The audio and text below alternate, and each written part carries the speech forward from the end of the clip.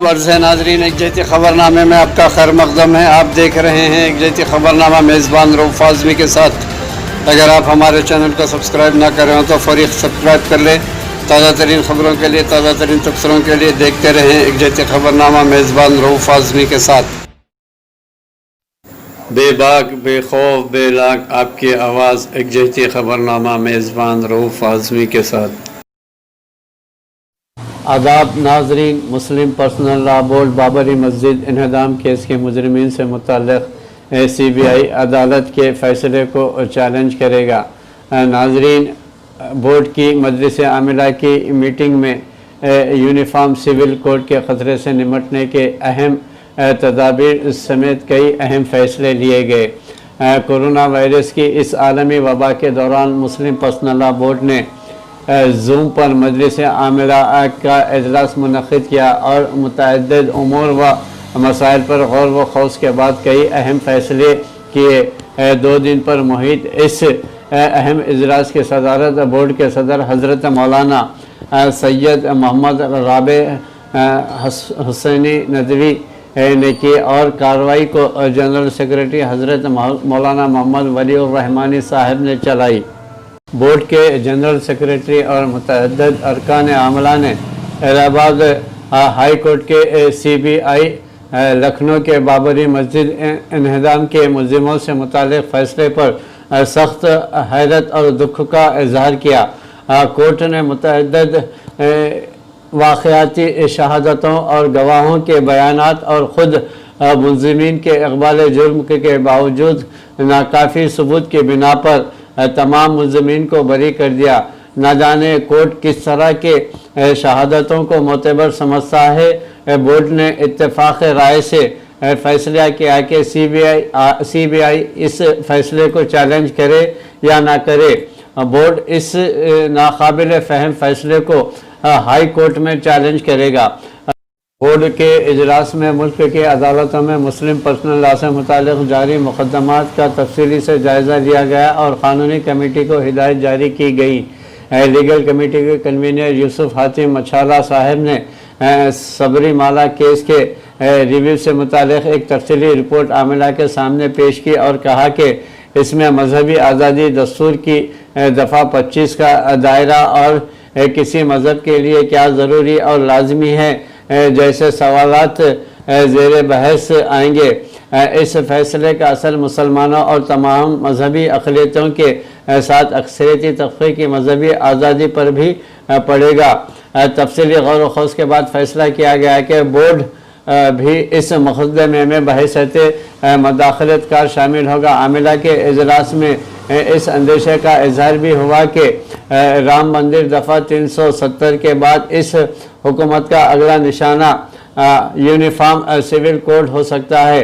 मसले की नज़ाकत के पेश नज़र तय किया गया है कि इस सिलसिले में सियासी जमातों के अलावा दिगर मजहबी तबक़ात अक़लियतों और सिविल सोसाइटी के अफराद से तफसीली मुलाकातें की जाएंगी। नए एक तकसीरी समाज के लिए यूनिफॉर्म सिविल कोड कितना मुहल्लिक और नुकसानदेह हो सकता है, इस पर राय आमा हमवार करने का मसला भी ज़ेर बहस आया। यूनिफॉर्म सिविल कोड के ख़तरे से निमटने के लिए जनरल सेक्रेटरी बोर्ड को मजाज गर्दाना गया कि वो इसके लिए एक कमेटी बना दें ताकि इस पर सैर हासिल कायम किया जा सके। इजलास में हुकूमत की तरफ से CRPC और IPC में इस्लाहत के लिए मरकज़ी हुकूमत के क़ायम कुर्दा कमेटी का मसला भी ज़ेर बहस रहा। अक्सर अरकान का ख्याल था कि कमेटी के मैंडेट काफ़ी वसीउ तरफ है और इसी से ये अंदेशा बजा तौर पर लाहक है कि इसकी सिफारिशात बहुत दूर रस नताइज और मुज़म्मरात की हामिल होंगी। मुल्क के माहिर क़ानून और दानिश्वरों ने कमेटी में शामिल अफराद और कमेटी के मैंडेट को लेकर मुतअद्दिद अंदेशों का इजहार किया। अरकान आमिला का भी यही ख्याल था कि मुसलमान भी इन सिफारिशात की जद में आ सकते हैं। चुनांचे फ़ैसला किया गया है कि माहिरीन क़ानून और उलमा पर मुश्तमिल एक कमेटी क़ायम करें और सिविल सोसाइटी और माहिरीन क़ानून के साथ मिलकर इस मसले के तदारुक के लिए काम किया जाए।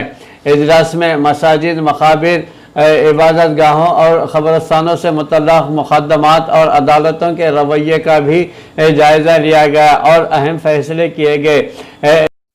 ناظرین، اجلاس کی ابتدا میں جنرل سیکریٹری بورڈ نے اس درمیان بورڈ کے جورکان اہم دینی و ملی شخصیات رحلت فرما گئی ان کے تعلق سے ایک تجویز تعزیت پیش کی اور صدر بورڈ نے ان کے حق میں دعائیں مغفرت فرمائے۔ محترم صدر بورڈ کی دعا اور اختتامی کلمات پر اجلاس کا اختتام ہوا۔ ناظرین، ریاست تلنگانہ میں طوفانی بارش کے پانی میں بہہ جانے والے افراد کے لاحقین کو حکومت کا معاوضہ۔ ناظرین، وزیر بلدی نظم و نسق کے ٹی راما راؤ اور حیدرآباد کے رکن پارلیمنٹ صدر مجلس بیرسٹر اسد الدین اویسی ہفتے کی صبح شہر حیدرآباد کے گنگن پہاڑ کا دورہ کیا۔ اس موقع پر کے ٹی راما راؤ نے پانی میں بہہ جانے والے 8 افراد کے لواحقین سے ملاقات کی اور مرنے والے میں فی کس 5 لاکھ روپے ایکس گریشا کے چیکس حوالے کیے گئے۔ چہارشنبے کے دن شدید بارش کے نتیجے میں علی نگر کے ایک ہی خاندان کے 8 افراد تیز رفتار پانی میں بہہ گئے تھے، جن کی اس وجہ سے ہلاکت بھی ہو گئی تھی۔ لاپتہ ہونے والے 5 افراد کی نعشیں ملی ہیں، برآمد کی گئی، جبکہ تینوں کی تلاشی مہم جاری ہے۔ اس موقع پر وزیر تعلیم سیتا اندرا ریڈی، ایم پی رنجیت ریڈی، راجندر نگر کے رکن اسمبلی پرکاش گوڑ، ممبر آف رکن قانون ساز کونسلر پٹنم مہندر ریڈی، میئر بنٹو رام موہن اور مقامی نمائندے موجود تھے۔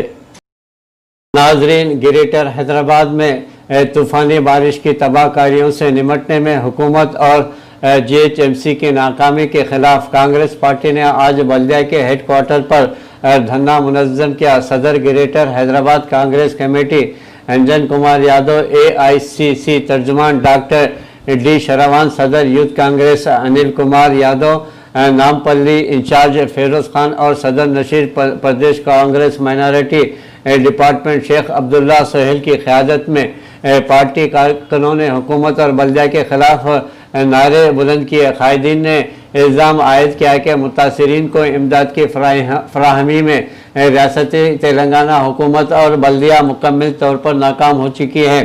شہر کی ترقی پر 68,000 کروڑ خرچ کرنے کا دعویٰ کیا جا رہا ہے، لیکن بارش کے بعد یہ دعوے کھوکھلے ثابت ہوئے ہیں۔ قائدین نے حکومت سے سوال کیا کہ شہر میں خرچ کی گئی رقم کی تفصیلات جاری کریں۔ کانگریس قائدین نے کہا کہ محکمہ موسمیات کی وارننگ کے باوجود بلدی حکام احتیاطی تدابیر میں ناکام رہے، جس کے سبب شہر حیدرآباد میں بھاری جانی اور مالی نقصان ہوا۔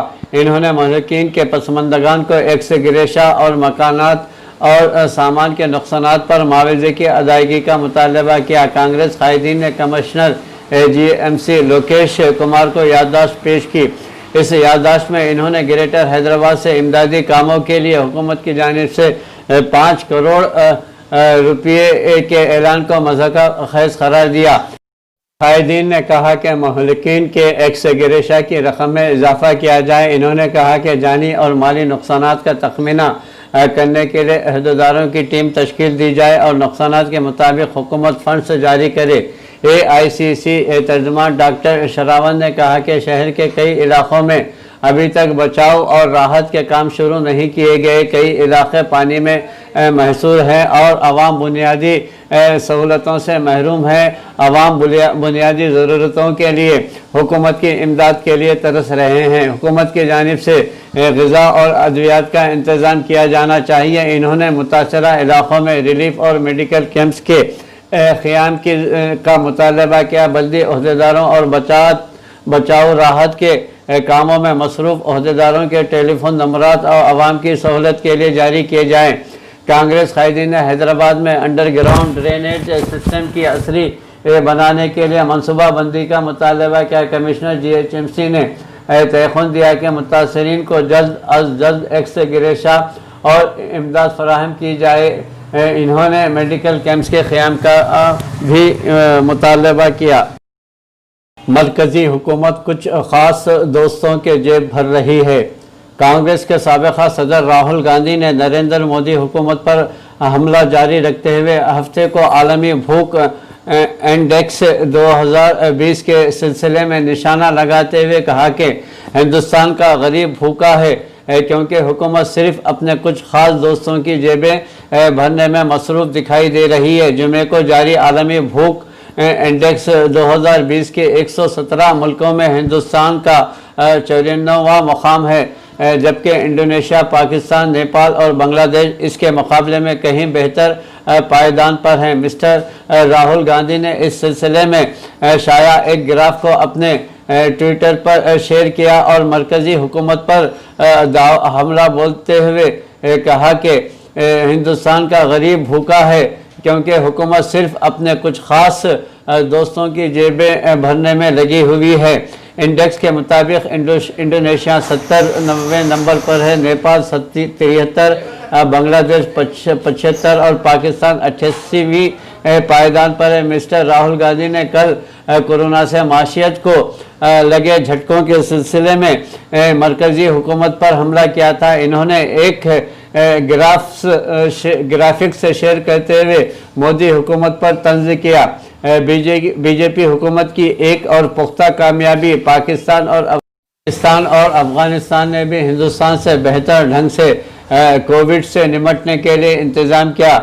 وائناڈ سے رکن پارلیمنٹ مسٹر راہل گاندھی نے 2 دن پہلے ٹویٹ کر کے کہا تھا کہ فی کس مجموعی گھریلو پیداوار GDP کی بنیاد پر بنگلہ دیش جلدی ہندوستان کو پچھاڑ دے گا۔ اس میں انہوں نے بین الاقوامی مالیاتی فنڈ کے اعداد و شمار کا حوالہ دیا تھا۔ حکومت کے ذرائع نے بین الاقوامی مالیاتی فنڈ کے اعداد و شمار کا حوالہ دیا تھا۔ حکومت کے ذرائع نے اس پر جواب دیتے ہوئے مسٹر گاندھی کے دعووں کو غلط بتایا تھا۔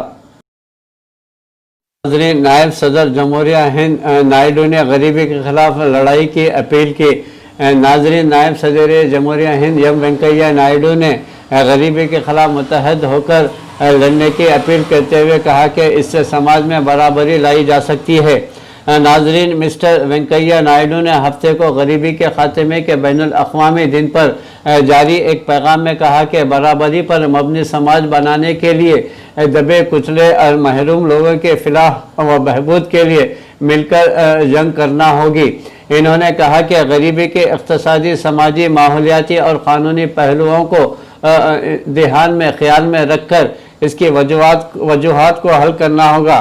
مسٹر نائیڈو نے کہا کہ غریبی کے خاتمے کے لیے بین الاقوامی دن پر سماج کے دبے کچلے طبقوں کے تئیں ہمارے خصوصی فرائض کی یاد دلاتا ہے۔ وبا نے ان طبقوں کو مبنی متاثر کیا ہے۔ دبے کچلے طبقوں کی مدد کے لیے حکومت اور سماجی تنظیموں کے ذریعے کیے جا رہی کوششوں کے ساتھ بین الاقوامی تعاون بھی ضروری ہے۔ ناظرین، عالمی وبا کورونا کووڈ کا خطرہ دنیا بھر میں بڑھتا ہی جا رہا ہے۔ کورونا وائرس کووڈ-19 کے سبب 11.3 لاکھ سے زائد افراد ہلاک ہو گئے ہیں، جبکہ 3.92 کروڑ سے زائد افراد اس وبا سے متاثر ہو چکے ہیں۔ ناظرین، جان ہاپکنس یونیورسٹی کے سینئر برائے سائنس اور انجینئرنگ CSSE کی جانب سے جاری اعداد و شمار کے مطابق دنیا بھر میں کورونا وائرس سے اب تک 3.92 کروڑ افراد متاثر ہوئے ہیں اور 11.3 لاکھ افراد اس وبا سے لقمہ اجل بھی ہو چکے ہیں۔ عالمی وبا کورونا وائرس سے شدید دوچار امریکہ میں اب تک 2.18 لاکھ سے زائد افراد ہلاک ہو چکے ہیں اور 80,48,000 افراد متاثر ہوئے ہیں۔ ہندوستان میں گزشتہ 24 گھنٹوں کے دوران کورونا وائرس کے 62,212 نئے مثبت مریض درج کیے گئے ہیں اور متاثرین کی مجموعی تعداد 74.76 لاکھ ہو گئی ہے۔ مرکزی وزارت برائے صحت و خاندانی بہبود نے ہفتے کے روز جاری اعداد و شمار کے مطابق ملک میں فی الوقت کورونا کے 7.95 لاکھ مثبت مریض ہیں، جبکہ اب تک 65.24 لاکھ افراد صحت یاب ہو چکے ہیں۔